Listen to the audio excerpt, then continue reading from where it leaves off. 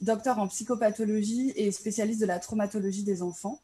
Vous êtes également très investi dans le milieu de la recherche et du partage de connaissances. Vous avez de nombreux articles, ouvrages et interventions à votre actif sur plein de sujets autour de la prise en charge thérapeutique des enfants, des maltraitances sexuelles sur les enfants, et j'en passe, on y reviendra pendant l'interview.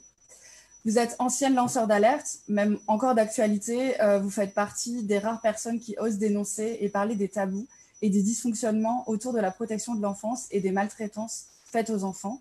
Merci d'être avec nous ce soir. Pour commencer ma première question, et on va rentrer dans le vif du sujet directement, est-ce que vous pouvez nous parler du tabou des maltraitances sexuelles sur les bébés de moins de 1 an? Vous êtes la seule docteur en psychopathologie et chercheuse qui s'intéresse à ce sujet-là.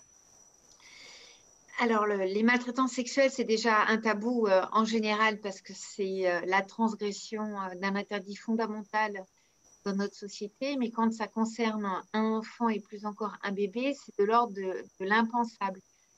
Et pour prendre un exemple, quand un père incestueux ou un grand-père incestueux est incarcéré, que le magistrat met en place des mesures pour les enfants de la famille. S'il y a un bébé, il n'y a jamais de mesure pour les bébés. Quand on pose la question, mais le bébé, il n'y a pas de mesure, les magistrats nous disent, bah, c'est un bébé, genre un bébé, on n'y touche pas. Alors que l'on sait, et après je dirais comment on sait ça, on sait que les bébés sont victimes d'abus sexuels. Qu'est-ce qui nous permet de le savoir? Enfin, je dis abus sexuels, alors tout de suite, attention au terme. C'est le terme qui fait référence en France à la conférence de consensus de 2003, alors qui date bien évidemment, il n'y en a pas eu d'autres depuis.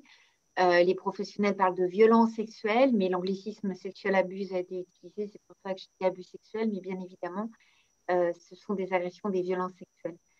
Comment est-ce qu'on sait que les bébés sont touchés? Malheureusement, parce qu'un certain nombre d'enfants décèdent. Lorsqu'on a fait une recherche avec Andrew sur les morts suspectes de nourrissons dans les années 2000, on s'est rendu compte qu'un certain nombre de bébés, on était parti sur une étude sur les bébés secoués, les décès de bébés secoués qui étaient classifiés comme des bébés morts de façon accidentelle alors que c'était des morts criminelles liées à des violences. On s'est rendu compte qu'un certain nombre de bébés étaient morts, alors je suis désolée du terme, ça va être extrêmement violent, perforés par des agresseurs sexuels. On sait aussi qu'un certain